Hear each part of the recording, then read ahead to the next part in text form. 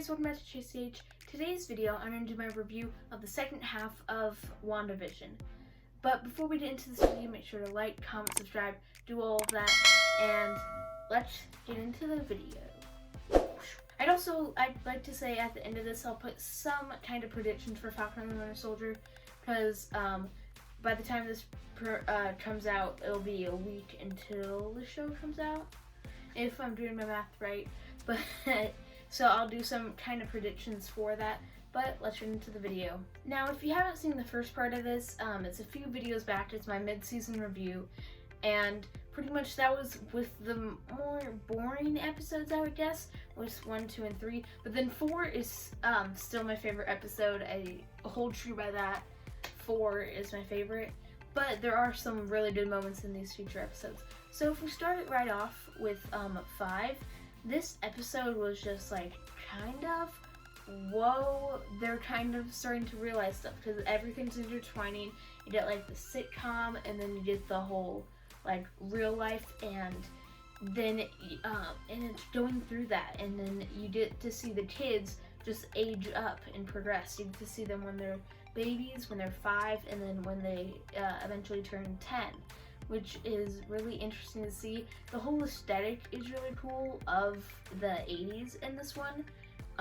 It's like very nice with the different types of sitcoms of that era, and it's just very nice how it's all put together. You got the whole Sparky plot line, and then you got the whole, they send in a missile, Hayward. We did see more of the evil side of Hayward, because they were trying to hide in that in episode 4, but they kind of expose it a little bit more in this episode, and I thought it was cool how they did that, and you get to see like the more progression of Hayward, and you get to see a little bit of things unraveling, but it really gets interesting like right when Wanda leaves the Hex, or like she's interacting with the outside world. That was just shocking. I don't know, that just really shocked me, because I wasn't expecting it like at all, pretty much at all. And so it was really nice to see how that kind of played out with like, and you get to see her with her powers, mind controlling everyone. We haven't really seen her do mind controlling in a while, so it was really kind of cool to see that. I mean, like, to guess the people in the Hex, but we don't really know that until now. And just the whole part with Agnes killing Sparky. Well, we kind of knew that she killed Sparky at this point, even though it's not really fully exposed. And you did like some other, I can't really think of what happened with Monica and the others in this one. Oh yeah. In this one, they're kind of, actually I can't really think. I think they're just working with Sword and everything, because they're still with them, and it was really cool to see how that played out. But it was, a lot of people were saying this was like their favorite. It was a little underwhelming for me until the end, because then you get to see Vision kind of know what's happening, because he awakens Norm, and he gets to find out a little bit of what's happening, and then he confronts Wanda. And that is like probably one of the best acting parts of the whole series. It was really satisfying to him, like Paul Bettany and Elizabeth Olsen going back and forth. It was just so cool how they did that. Oh, it was amazing like that. And the back and forth, like the acting in it was so amazing. I feel like I'm restating all the same stuff, but like you really get to see, because you start, like, we kind of assumed Wanda was in full control, as it's kind of stated, but then she's like, I'm not controlling everything, because we kind of know partially at this point that she isn't fully controlling everything. So it's kind of interesting how there were some hints in that, like foreshadowing, but then we get the end, and we get to see the back of Quicksilver's head, and I already saw the leak before this episode. It wasn't a huge, I mean, I guess it was a huge leak, but I was like, oh, it's Evan Peters. Some people really thought it was going to be Aaron Taylor Johnson. But yeah, we get to see Evan Peters, Quicksilver, Peter Maximoff. Pietro Maximoff? What is happening? Like that, it was just, you were like, in that moment, you're like, what is happening right here?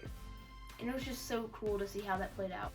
But moving on to episode 6, this was probably one of the close runner-ups for one of my favorite episodes. It was the Halloween episode, and pretty much all of the trailers had scenes from this, so I was getting really excited for this. And we kind of get, like, at the beginning, the whole banter between Vision and Wanda, as, like, we realize they're not really in the best situation, but then Pietro is, like, hanging around with the twins, with the aged up twins, and it's cool to see how they interact. The whole Malcolm in the Middle aesthetic is really cool. I've never seen the show personally, but I've seen similar shows of that time, because that was kind of more of my generation, I guess. I've seen, like, more shows of that, so it felt very similar for me, at least. And you get to see just Quicksilver's using his powers again, and it's so satisfying. And we did the Halloween costumes of everybody, because we never expected to get comic costumes for Vision and Wanda, or Quicksilver, or Tommy and Billy. I mean, I guess Tommy's wasn't really that accurate to the comics, but it was kind of cool how they did that. But as, like, we follow the Vision plotline, which is really cool, of him going and then seeing all of the people frozen around town. That was a really cool aspect. And then he meets up with Agnes, and they talk, and, like, apparently he awakens Agnes, but we learn later on that he really didn't. But then he travels outside the Hex, which is so crazy for this. I mean, just to see him just crawling out of the Hex, it was so amazing. But at that same time, we kind of get the Monica, Jimmy Woo, and Darcy plotline of them kind of getting fired, and then they realize that, hey, we're just tracking Vision inside the Hex, and then kind of, like, apparently Monica's cells were mutated. It was kind of setting up a few different key aspects of the show, and I love that aspect. But then we get to see the whole Wanda, Quicksilver, and the kids, and it was cool how Quicksilver's kind of interrogating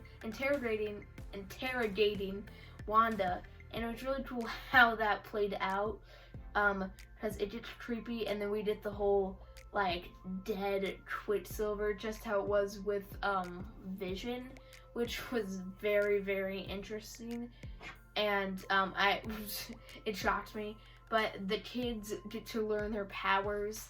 You get to see Billy kind of a little bit develop it with the, like, kind of telekinesis part, and then Speed kind of just running all over the place, which is very cool to see.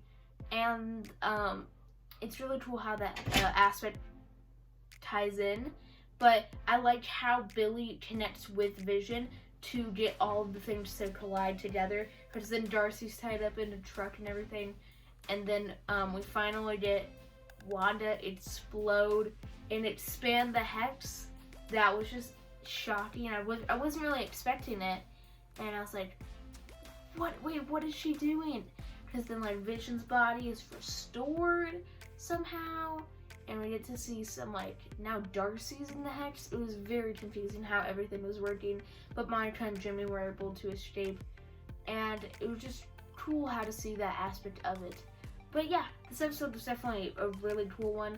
And speaking with the commercials, and I forgot to talk about the episode 5 one, Lagos, just kind of reference to Civil War. And then this one was the, like, Yo Magic yogurt one. It was very ambiguous and kind of creepy in a way. But I liked it. But now we move on to episode 7. And now we're at episode 7. This one, I didn't feel like it was filler, but it didn't feel that satisfying to me, I guess. I mean, the ending reveal, of course, but it was kind of cool. I'm not really into, like, Modern Family and The Office, so I didn't like that type of feel with this sitcoms. Depressed Wanda, was like kind of hit or miss with comedic moments and dramatic moments of how it like all fit together.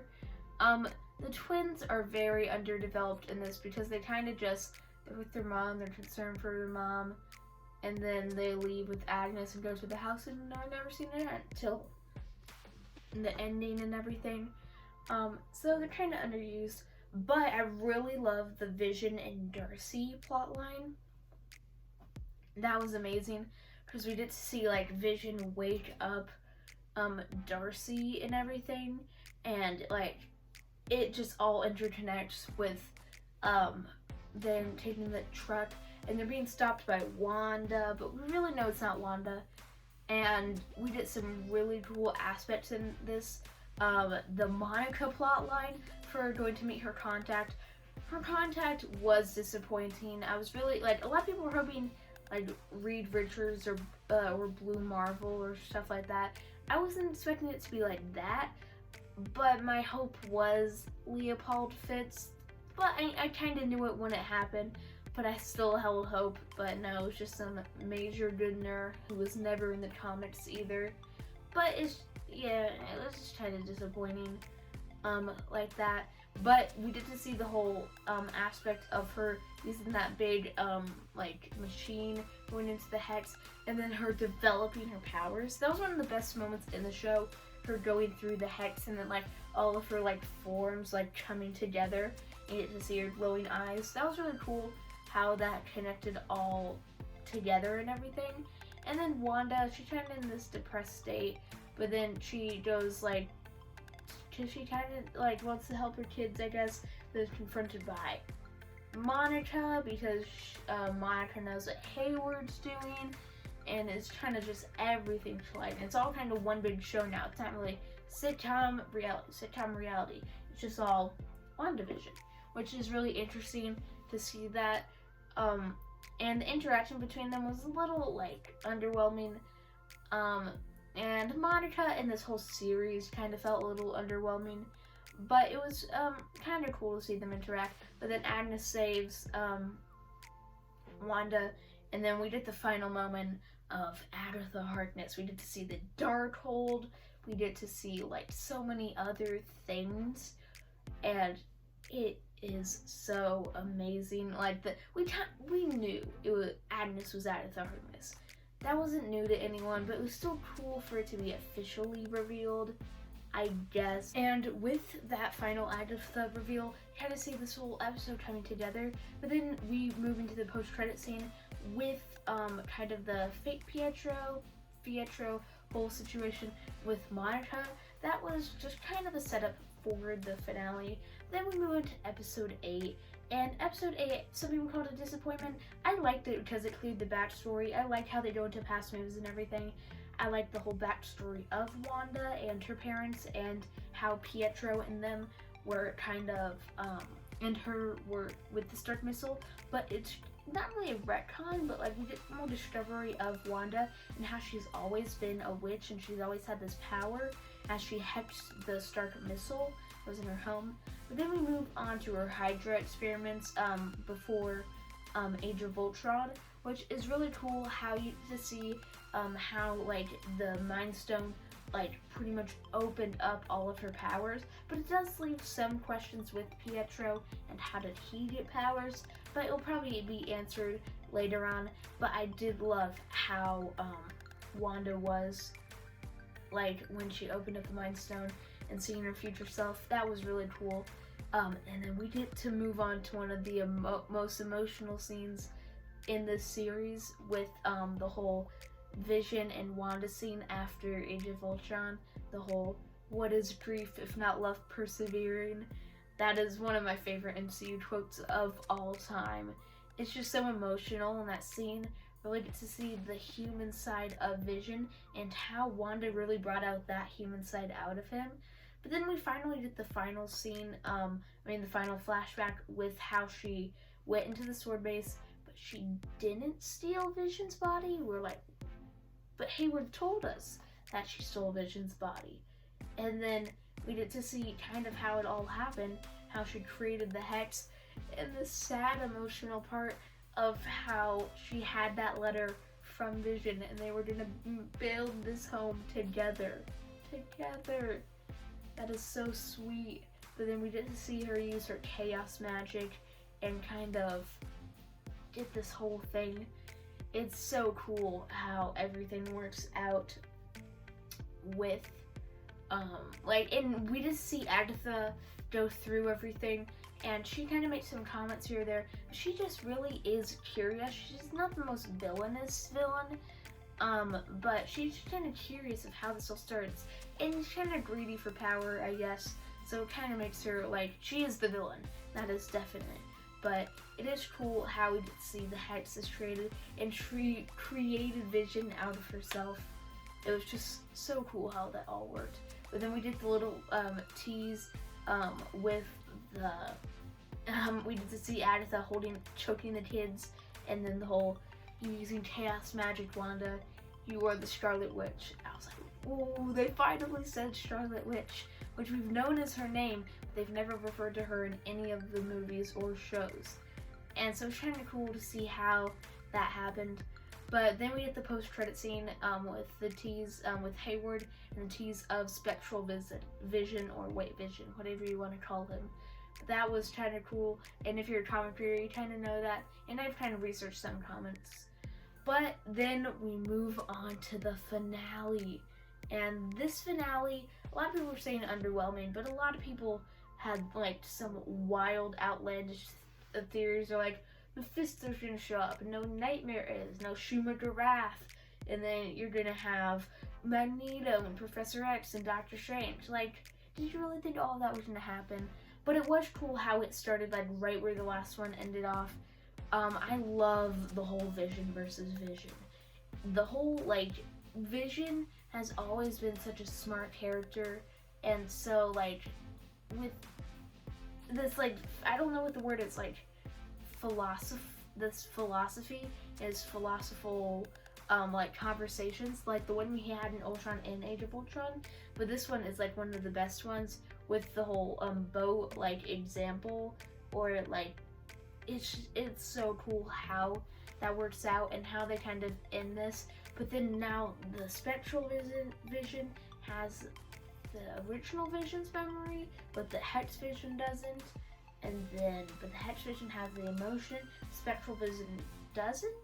It's all very confusing. White Vision flies off, but I did love the action with that. It was very cool. And then Wanda versus Agatha. These are like some of the most powerful characters in the entirety of the MCU, and it's cool to see these, like, some of our first witches, like, ever battle. And it's so cool how that plays out and everything, because this, like, it's all the plot lines. For most of these episodes, there's, like, at least, like, 2 or 3 to 4 plot lines that all intertwine right at the end. And it's so cool how that works out with Wanda, and I just love her powers as a whole. To see her go inside the mind of Agatha, that was really cool. And then we did the whole Monica has powers, and we kind of did the whole fake out with Pietro, and they made it a boner joke with Ralph Boner. I'm gonna admit it was kind of funny, but, like, all that leading up to that, a slight disappointment. But I kind of knew they weren't gonna bring the X-Men with this. Like, there's no way they're gonna do that with this Disney Plus series. Like, I love the show, but they're not gonna do that. And then we get to see Monica with her, like, full powers go help the kids. I feel like Monica was very underused in the series as a whole. I'm just excited to see her in Secret Invasion and in Captain Marvel 2 and how that plays out. But we did the big fight between Agatha and Wanda, and we get to see her fully become the Scarlet Witch, which is really cool. And I think there's a little bit too much action. I love action, but the whole, like, CGI witch action wasn't really my type of thing. So I think there was a little bit too much of it. But I feel like Darcy was underused, But I did love the Jimmy Woo plotline with Hayward, and he uses close-up magic again. So amazing. But it all comes towards the end where the hex is broken down, and we get to see the goodbye of Hex Vision and the kids. It is so sad. Like, it's... Oh, and they keep staring at each other. That's such a sad moment in the entirety of the Marvel Cinematic Universe. The scene is so emotional. I'm pretty sure the kids will show up later. Just kind of bad, because I wish, like, some deaths were permanent, which is why I don't like any idea of, like, Tony Stark or Nat coming back or anything like that. But we get to see the validity of what's happening.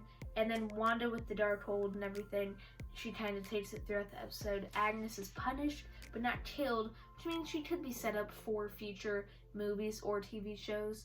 But then the first post-credit scene we get, with all of Jimmy, we did see a little bit of Jimmy Woo, but then Monica, and you see the scroll.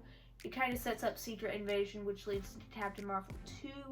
Very interesting. Forgot to mention at the end of the actual episode, in the episode itself, I like how it deals with the Hex victims and how these are like real people and they have real lives. That was really interesting. But then also we have the whole second post-credit scene with the Darkhold. That was so amazing. Like, it's really setting up Doctor Strange 2, even with the Doctor Strange theme.